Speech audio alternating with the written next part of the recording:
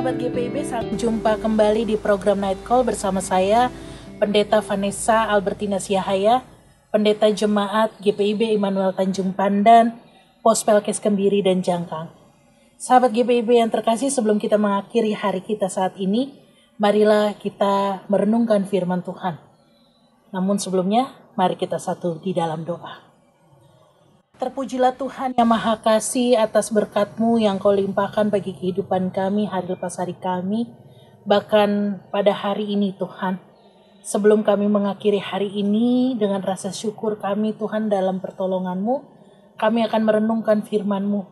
Berkati kami Tuhan agar apa yang kami renungkan bersama menjadi berkat baru bagi kami semua. Ya Tuhan, dengarlah doa kami, di dalam Yesus Kristus kami bersyukur. Amin. Sahabat GPIB terkasih, pembacaan kita di malam hari ini terambil dari Kisah Para Rasul 9. Kisah Para Rasul 9, ayat yang ke-10 hingga ayat yang ke-19a. Kisah Para Rasul 9, ayat yang ke-10 hingga ayat yang ke-19a. Saya akan membacakan bagi kita semua. Di bawah perikop Saulus bertobat. Di Damsyik ada seorang murid Tuhan bernama Ananias. Firman Tuhan kepadanya, dalam suatu penglihatan, Ananias jawabnya, "Ini aku Tuhan."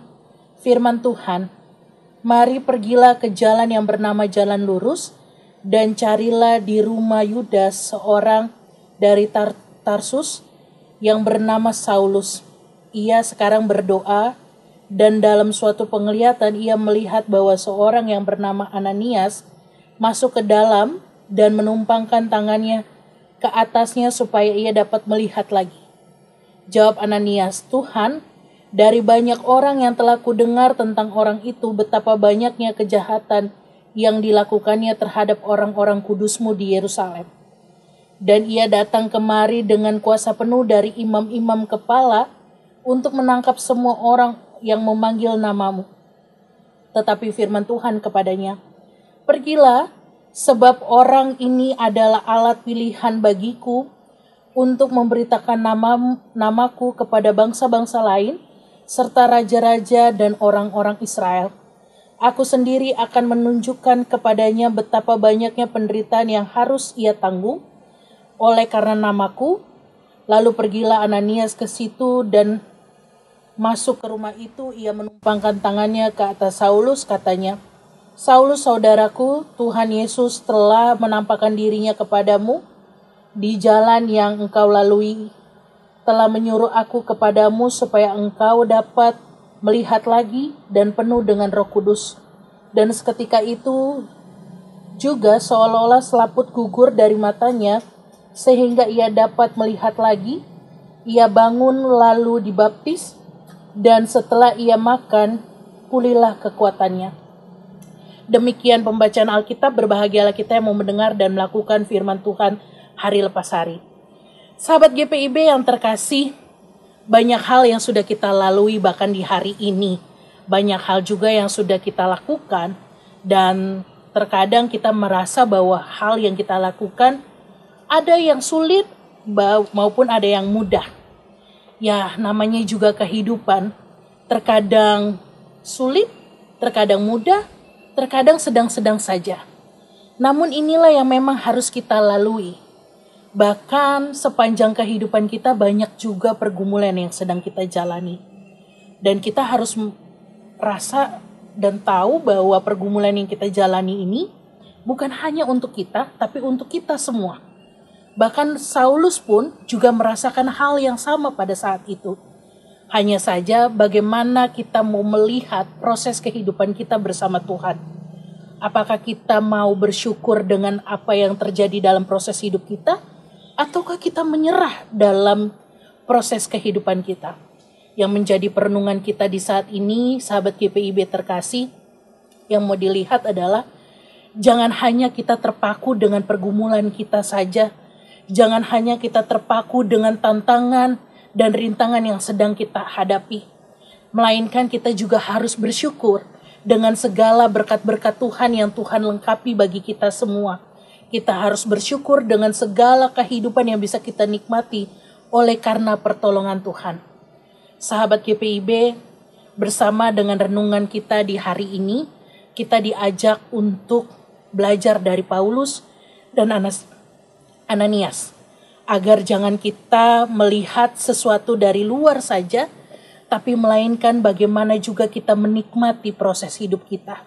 Karena ketika Tuhan memberikan hal tersebut bagi kita, Tuhan juga percayakan kita untuk bisa melewatinya.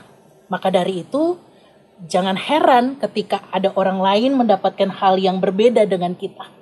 Karena Tuhan memberikan pergumulannya sesuainya porsinya masing-masing. Begitu juga dengan berkatnya. Karena berkatnya juga ada porsinya masing-masing. Karena Tuhan adalah Tuhan yang adil, Tuhan yang bijaksana, dan Tuhan yang maha kasih. Jangan pernah iri dengan apa yang orang lain miliki, karena belum tentu juga apa yang mereka miliki juga itu cocok dengan kehidupan kita. Dan jangan juga merasa kurang dengan apa yang kita miliki. Terkadang apa yang kita miliki justru berlebihan bagi orang di luar sana. Sahabat GPIB, untuk mengakhiri kehidupan kita dan memulai hari yang baru di besok hari, baiklah kita terus bersyukur dengan apa yang kita miliki sekarang ini. Baiklah kita menikmati semua proses hidup kita. Karena itu adalah menguatkan iman percaya kita, mengajak kita untuk terus berelasi kepada Tuhan yang lebih dekat lagi. Jangan menyerah, jangan pernah takut untuk menghadapi kehidupan, karena bersama Tuhan kita akan selalu mendapatkan yang terbaik. Percaya itu, dan inilah hidup yang harus kita nikmati. Kiranya Tuhan berkati kita semua, selamat istirahat, dan selalulah berpengharapan kepada Tuhan. Tuhan berkati kita semua. Shalom. Sebelum kita mengakhiri hari ini, mari kita satu di dalam doa. Terpujilah Tuhan yang maha kasih, yang maha agung. Lewat Paulus dan Ananias Tuhan, di saat ini kami diajarkan untuk bersyukur lewat proses kehidupan, dan kami diajarkan untuk jangan terus melihat dari luarnya saja, tapi boleh kami nikmati kehidupan kami, karena ketika Tuhan memberikan semuanya itu bagi kami adalah baik adanya. Urapi kami Tuhan selaku umat-Mu, agar kami terus mengimani-Mu Tuhan di sepanjang kehidupan kami. Jauhkan kami dari kelelahan, jauhkan kami dari kata menyerah, bahkan jauhkan kami dari persungutan. Tetapi ajarkan kami dengan penuh rasa syukur, ajarlah kami dengan penuh rasa sukacita, dan ajarlah kami untuk selalu berpengharapan kepadamu. Kiranya Tuhan, kehidupan kami di esok pagi, kami pertaruhkan dalam tangan kasih-Mu, biarlah itu terus berjalan sesuai dengan kasih dan kehendak-Mu. Ya Tuhan Yesus, ampuni kami atas salah dosa yang telah kami perbuat. Biarlah Tuhan sendengkan telinga kasih-Mu untuk mendengar doa kami. Di dalam nama-Mu kami berdoa dan bersyukur. Amin. Sahabat GPIB terkasih, selamat istirahat. Tuhan berkati kita semua. Shalom. Menjawab pertanyaan yang diberikan oleh panitia. Semangat! 1, 2, 3, ya! Tim Jika, ku menang hari ini! Yes! Yes! Yes!